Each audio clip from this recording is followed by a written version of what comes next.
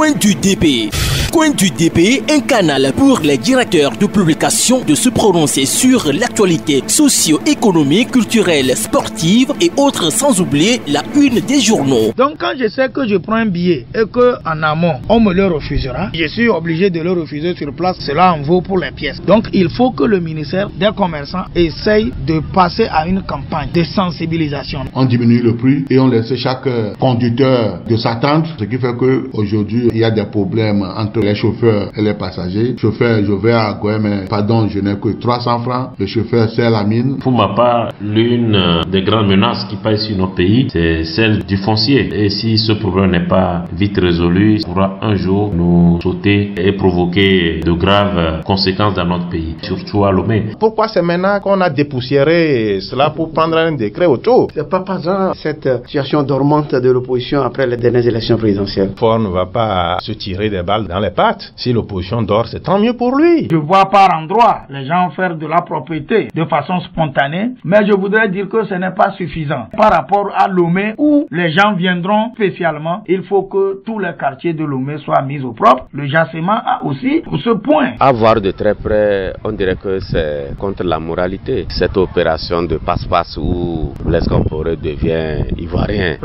dirigé pendant 25 ans. Voilà comment la politique ne cesse de nous présenter des facettes. Mais ici au Togo, c'est que nous avons 10% qui sont tout puissants, qui maintiennent une mafia pas possible et qui soumettent le peuple au joug.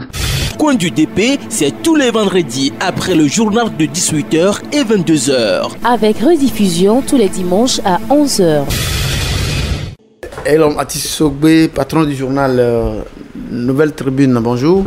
Bonjour RCJ et bonjour à tous les auditeurs, auditrices de la radio. Comment a été la semaine? Oh bien, rend grâce, on remercie le Seigneur pour ses bienfaits, surtout pour la vie, et on continue de le remercier pour les choses futures qu'on espère. Et merci toujours de répondre à l'invitation de Coin du DP, un canal sur RCJ qui permet aux directeurs de publication de venir faire des analyses par rapport à l'actualité ayant marqué la semaine. L'invité du jour est l'homme Atisogbe, directeur de publication du journal La Nouvelle Tribune. Et l'homme, les patrons de presse à l'école la semaine dernière a parlé autour du thème engagement des patrons de presse du CONAP dans la mise en œuvre des objectifs du développement durable ODD liés à la santé, la vulgarisation du code de la santé publique, un code qui dort dans les armoires depuis des années. Il faut noter que c'est une initiative de M-Afrique que dirige le docteur Serge Kodom. Bon, je tiens d'abord à féliciter l'ONGM Afrique pour cette initiative. C'est une initiative qui consiste à former plusieurs corps de métier dont les médias. Et donc, c'est tout à l'honneur de cette organisation non gouvernementale qui se bat et qui essaie de vulgariser un certain nombre de règles et de dispositions relatives à la santé au Togo et en Afrique et un peu partout dans le monde. Mais on constate aujourd'hui au niveau de la population togolaise que le Code de la santé, qui est un outil mis à la disposition de la population par l'État, ce Code de la santé souffre d'un manque de vulgarisation. Et donc, l'ONGM Afrique a voulu passer par les hommes de médias, a voulu passer par les patrons de presse pour pouvoir vulgariser ce code de la santé dont les dispositions sont quand même intéressantes. Bon, maintenant, la question, je ne voudrais pas poser la question de savoir si c'est à l'État ou à la société civile de pouvoir vulgariser ce code, mais toujours est-il que l'État aujourd'hui a failli dans la vulgarisation de ce code, dans la vulgarisation de plusieurs tests, notamment le code de la santé. Donc, si la société civile prend son bâton de pèlerin ou s'engage à pouvoir la vulgariser, je pense quand même que c'est quelque chose de salutaire. Bon, maintenant, il revient aux patrons de presse, aux médias, aux hommes de médias surtout, de pouvoir vulgariser ce code. Et donc, j'en appelle plutôt à l'ONGM Afrique par rapport à ce que je peux qualifier d'ouverture du champ d'action de cette ONG-là pour embrasser beaucoup de médias afin que les populations, surtout les populations à la base, puissent vraiment comprendre ce message qui est contenu dans le code de la santé, puisqu'il y a certaines dispositions, comme je l'ai dit tantôt, d'autres qui sont intéressantes, notamment la disposition relative à la sanction infligée à quelqu'un qui jette dans la rue une peau de banane, un sachet plastique. On dit souvent que les pays comme le Ghana, le Burkina, le Rwanda sont des pays propres. Kigali est la ville la plus propre d'Afrique. Mais on dit souvent que quand on va à Accra, on ne voit pas de sachet plastique. Alors qu'au Togo aussi, on a la capacité, on a la possibilité de pouvoir entretenir notre environnement immédiat. Le Code de la santé dit que si vous jetez un sachet plastique dans la rue, on va vous sanctionner. Mais aujourd'hui, ce code de la santé n'est même pas appliqué. Le législateur n'applique pas les dispositions de ce code de la santé. Il va falloir qu'on puisse faire un petit rappel aux populations avant de passer notamment à la phase rappel à l'autorité en ce qui concerne les sanctions prévues en cas d'irrespect ou en cas d'inobservance des règles contenues dans le code de la santé. Même les nuisances sonores sont prises en compte par ce code. Aujourd'hui, vous voyez pilules des églises où on joue du matin au soir. C'est intéressant quand même de voir comment vulgariser et puis sensibiliser la population. Oui, c'est un aspect important aussi de ce code, les nuisances sonores. Aujourd'hui, il y a beaucoup de personnes qui se plaignent, il y a beaucoup de gens qui se plaignent de la nuisance sonore, que ce soit votre collègue ou votre voisin immédiat dans une chambre ou dans une maison à location, où il y a une personne qui se plaît à jouer de la musique du matin jusqu'au soir, des fois jusqu'à 23h, que ce soit les bars qui ferment tardivement, vous circulez un peu partout à Lomé maintenant, vous constatez qu'il y a des bars qui mettent la musique à fond jusqu'à 1h tardive dans la nuit avant de fermer, que ce soit les églises aujourd'hui qu'on accuse de pouvoir troubler le sommeil des populations.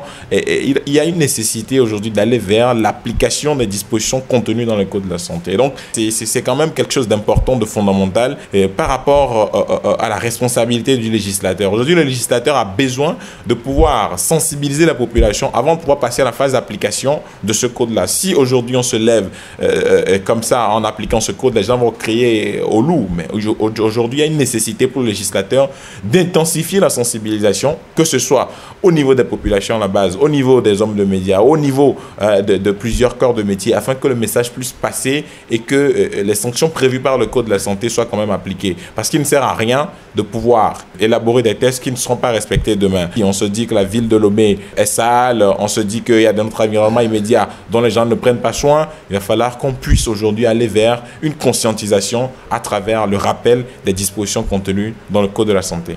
Voilà, Coin du DP, émission que vous pouvez réécouter sur YouTube en tapant Radio RCJ-Coin du DP, Radio RCJ-Coin du DP. L'invité du jour est l'homme Ati Sobé, directeur de publication du journal La Nouvelle Tribune.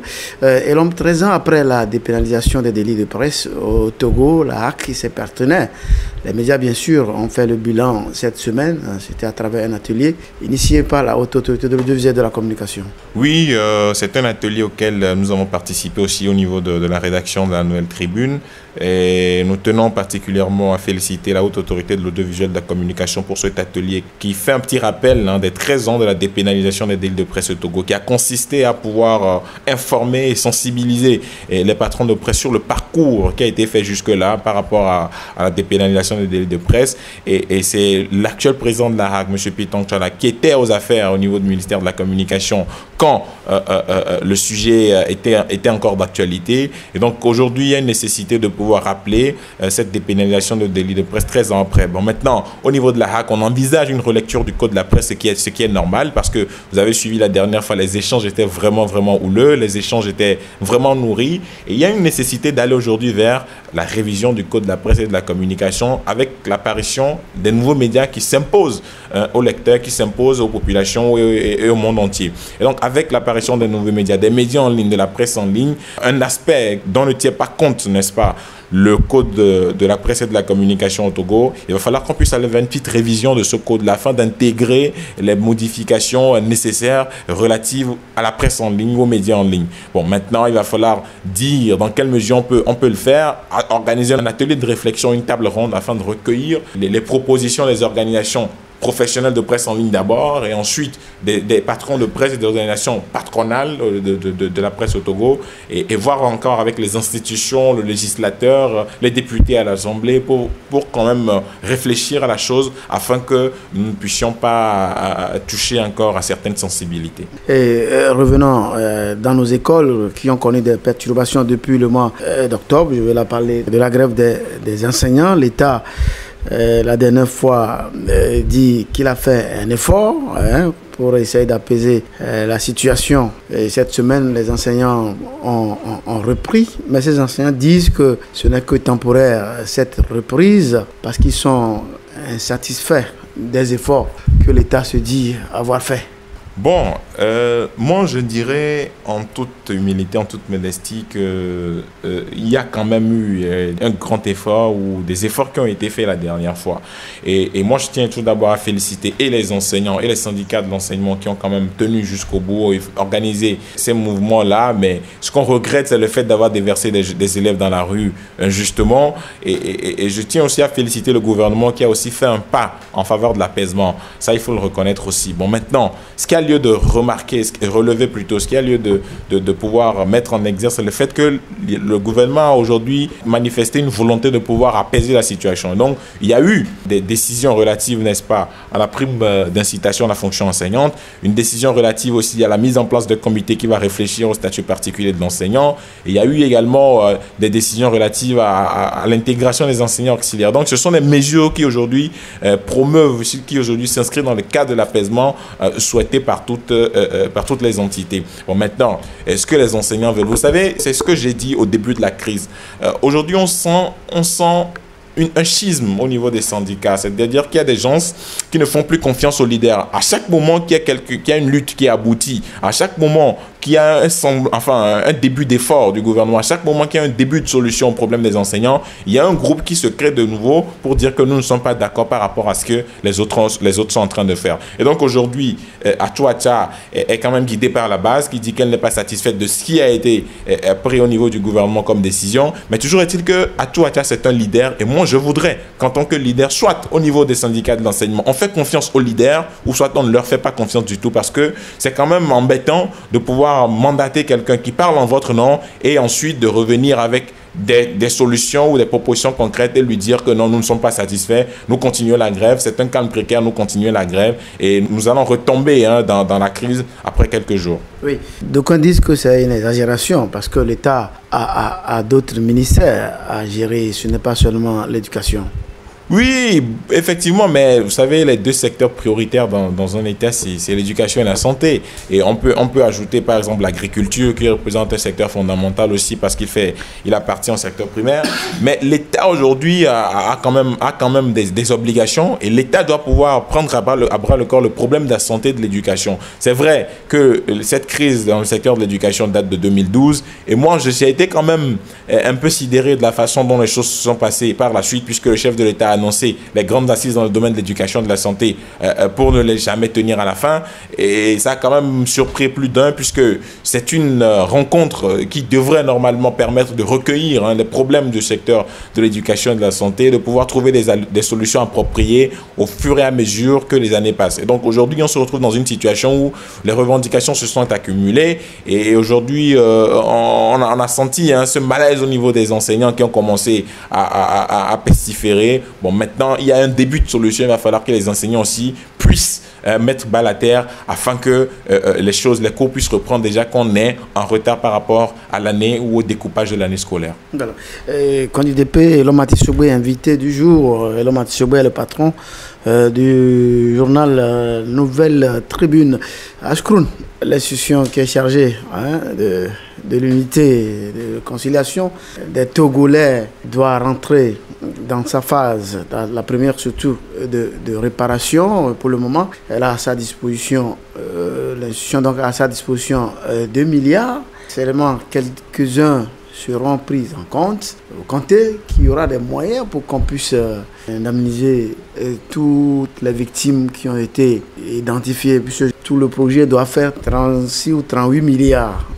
Aujourd'hui, nous n'avons que 2 milliards. Moi, j'ai peur qu'on n'arrive pas à indemniser toutes les victimes qui ont été identifiées au cours des auditions de la CVJR. Bon, oui, effectivement, le HCRUN, le Haut Commissariat à la Réconciliation et au renforcement de l'unité nationale, a rencontré la presse cette semaine pour parler de ce début d'indemnisation des victimes dans les prochains jours. Et donc, au total, sur les victimes des violences post-électorales d'avril 2005 plutôt, et sur les 22 415 victimes, il y a une partie de ces victimes-là qui seront prises en compte, notamment plus de 2000.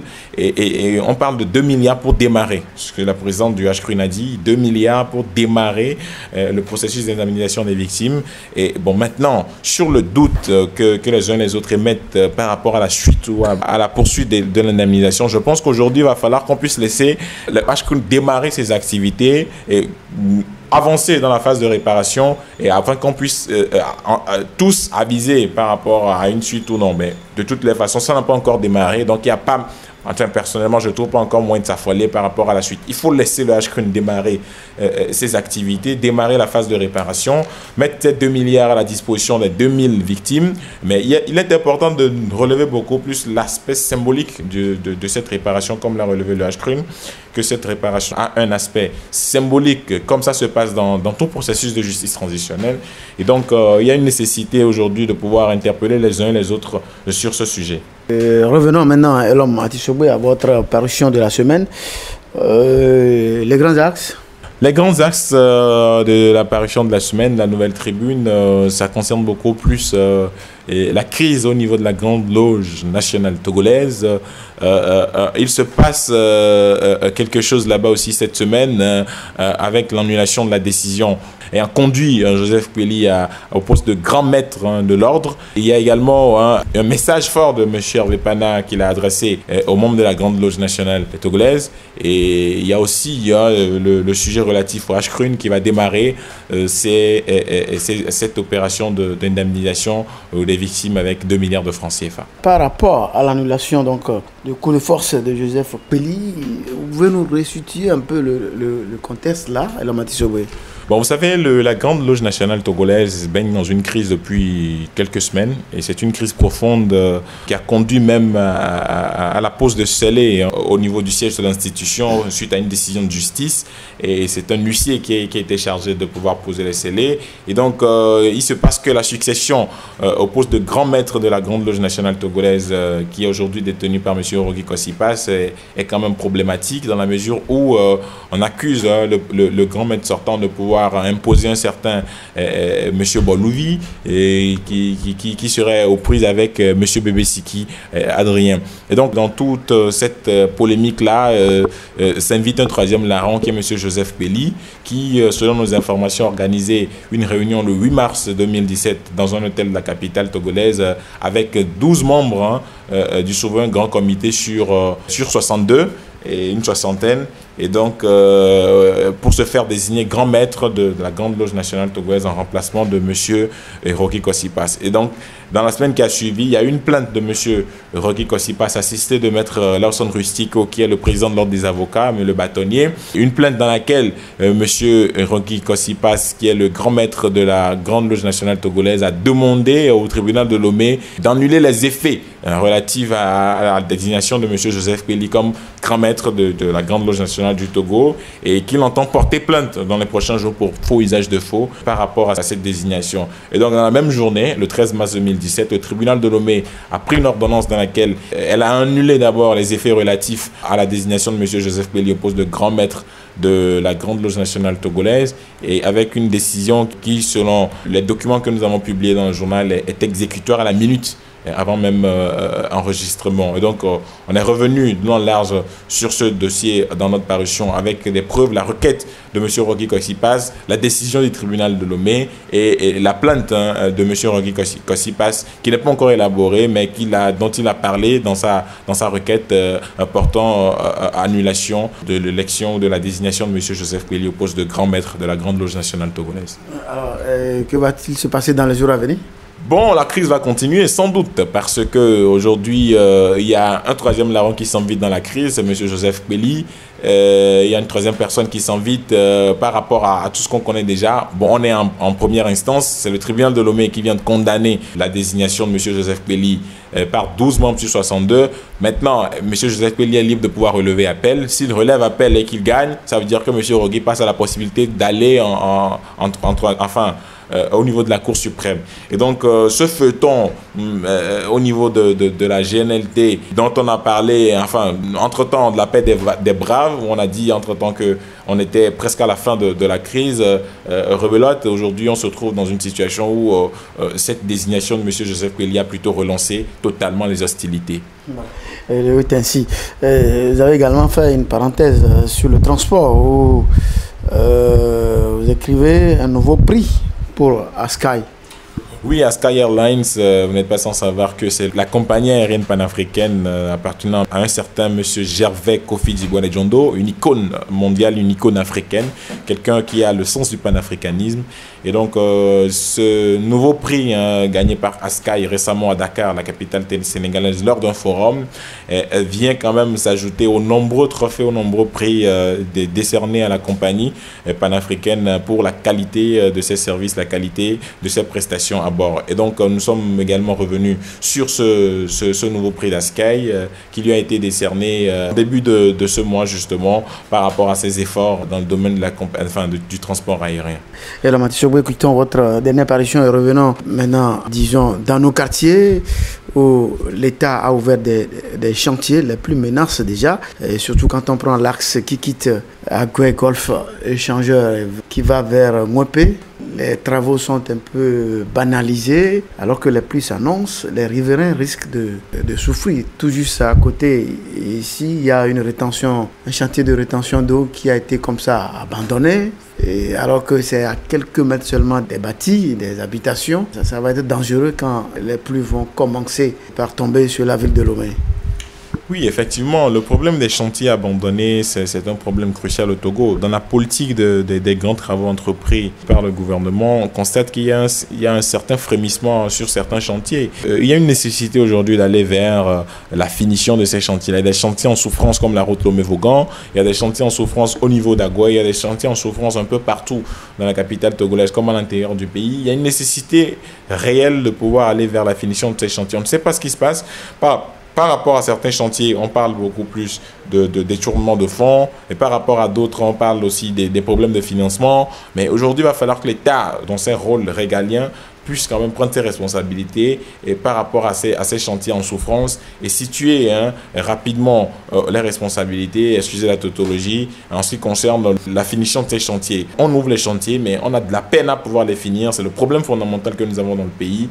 Et donc aujourd'hui, j'en appelle au sens de responsabilité du gouvernement par rapport à ces chantiers, puisque les populations riveraines qui se trouvent dans ces zones-là, justement, ont toutes les difficultés à pouvoir exercer tranquillement leur activité, à pouvoir se rendre au boulot et à pouvoir exercer des activités génératrices de revenus. Oui, mais l'homme, ce qui est aberrant, ce qui est étonnant, c'est-à-dire quand on nous parle des sous-sont finis, ce sont des estimations qui ont été faites.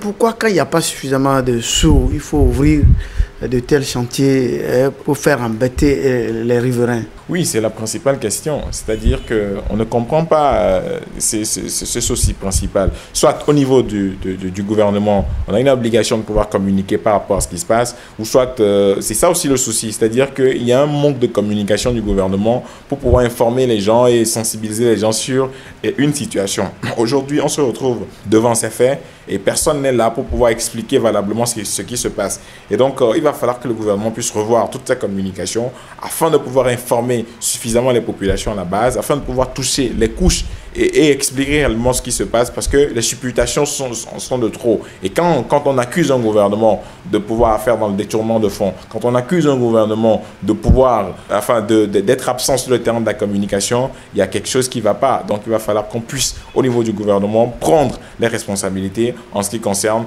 la sensibilisation des populations, en ce qui concerne le renforcement de la communication. Sport, une nouvelle association. L'association s'appelle l'Association des journalistes sportifs indépendants du Togo. Réaction? Bon, vous savez, moi je suis un peu gêné de la pluralité d'associations, du foisonnement de ces associations en général au Togo au niveau. Mais la loi 1900 le permet.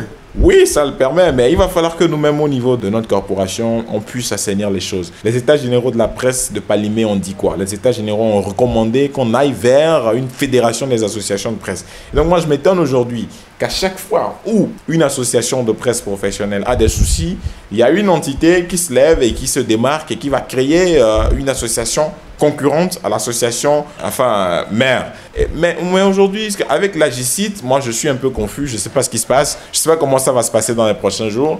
Et bon, on attend de voir, mais c'est quand même un regret pour moi de constater qu'au niveau de la presse, on n'arrive pas à parler d'une seule et même voix. Et c'est vrai qu'il y a des intérêts qui se croisent, etc. Mais il va falloir qu'on puisse sur l'essentiel s'entendre. Parce que l'essentiel avant tout, ce n'est pas ce que nous visons les uns les autres, mais l'essentiel, c'est ce à quoi nous sommes appelés à travailler. Mais de toutes les façons, je souhaite une bonne chance et bon vent à l'Association des journalistes sportifs indépendants du Togo.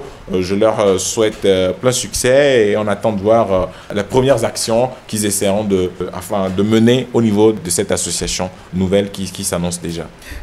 La route, on dirait qu'après le sommet sur la sécurité, sûreté maritime, nos rues ne sont plus prises en considération par les gouvernants. Peut-être que c'est la délégation spéciale ou la mairie, nos feux rouges. Ce n'est plus ça exactement quand on circule à Lomé. Le problème des feux tricolores, c'est un problème fondamental. C'est depuis quelques mois qu'on constate que les feux tricolores... C'était réparé à la veille de cette grande rencontre par rapport à la sécurité maritime. Et puis, tout le monde est resté comme ça.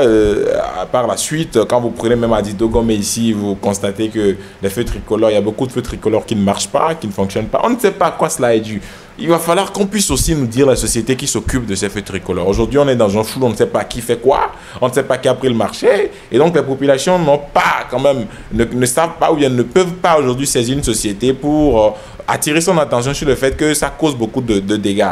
Mais les usagers de la route aujourd'hui sont obligés de rouler avec l'obligation de priorité à droite. Certains même roulent sans respecter les règles relatives à l'absence de feu tricolore, parce que quand il n'y a pas de feu tricolore, c'est l'obligation de priorité à droite qui s'applique. Mais les gens en font fi, c'est-à-dire qu'au Togo, la prévention routière même n'est pas respectée. À part les feux tricolores dans leur ensemble, quand vous prenez par exemple la signalisation des panneaux, il y a un certain nombre de problèmes. Et vous prenez une route sur laquelle il y a un panneau qui normalement doit se situer à 150 mètres des rails pour signaler qu'il y a les rails de ce côté. Mais au Togo, quand on implante les panneaux pour signaler les rails, on constate qu'on met sur le panneau 200 mètres. Alors que dans le code dit que en pleine circulation, les panneaux signalant le passage à niveau doivent être implantés à 150 mètres des rails.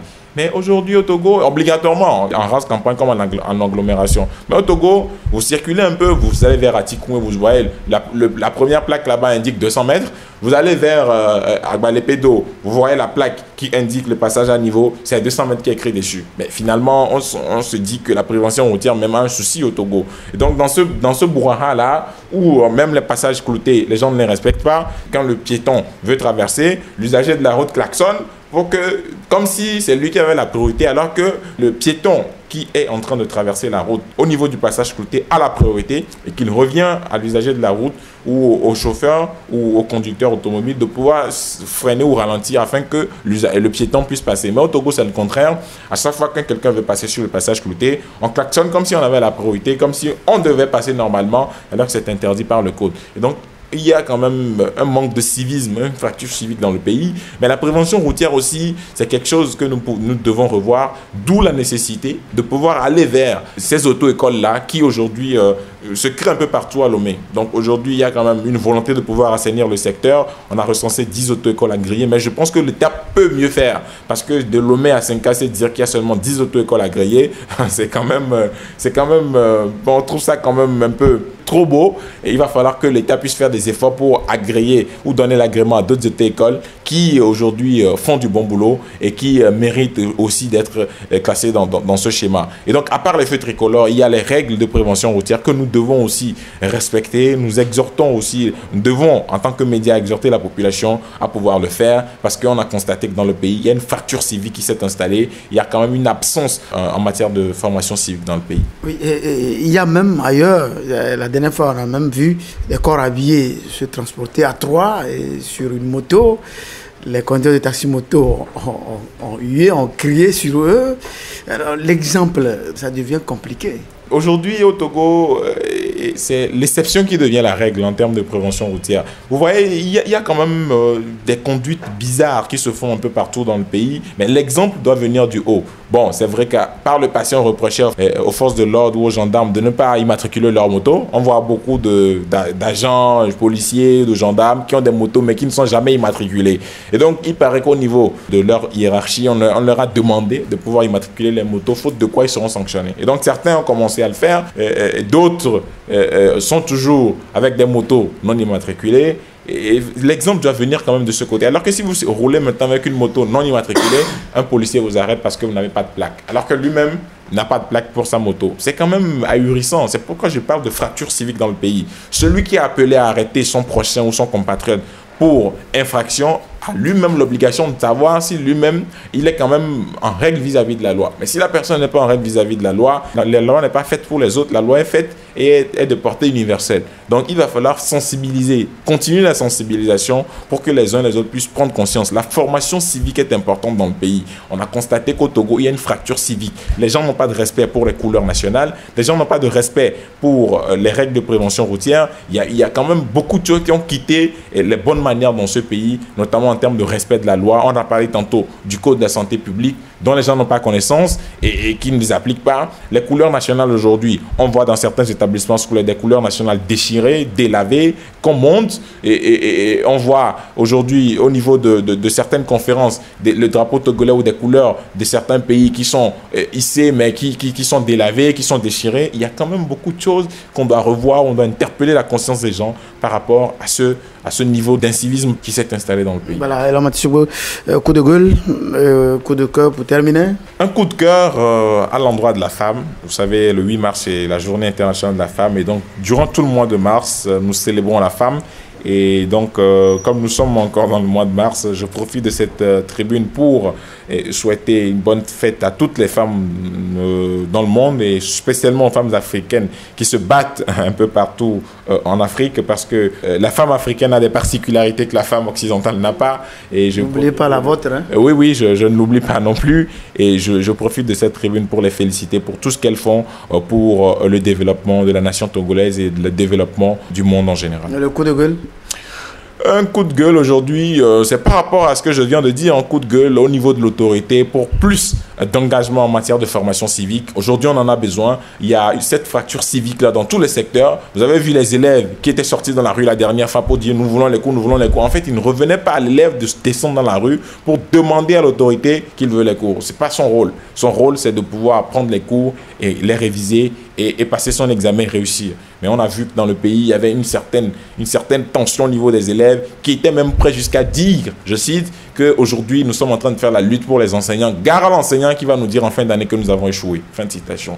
Et donc, vous constatez que dans la tête de ces élèves qui aujourd'hui se disent qu'ils font la lutte pour les enseignants, ils n'ont pas droit à l'échec en fin d'année parce qu'ils ont fait la lutte pour les enseignants. Peu importe s'ils ont eu 2 ou 3 en classe, il faut que l'enseignant les fasse réussir. Et donc, vous voyez qu'il y a quand même ce souci-là que les gens ont dans le pays par rapport à la fracture civique. Et donc, nous interpellons l'autorité afin qu'on puisse ouvrir plus de champs, on puisse mettre l'accent sur la formation civique qui représente aujourd'hui un aspect fondamental de la construction de la société. Merci, bon week-end. Merci RCJ et bon week-end à vous aussi. Compte IDP de cette semaine, c'est fini. Et l'homme Ati Sogbe, directeur de publication du journal La Nouvelle Tribune, était notre invité. Vous pouvez réécouter cette émission sur YouTube en tapant Radio RCJ-Coin du DP. Radio RCJ-Coin du DP. Rediffusion dimanche à 11h, temps universel. Moi, je suis Eugène Bamazé. Bon week-end à toutes et à tous. Et au revoir. À tous et au revoir. À tous et au revoir. À tous et au revoir. C'était Coin du DP.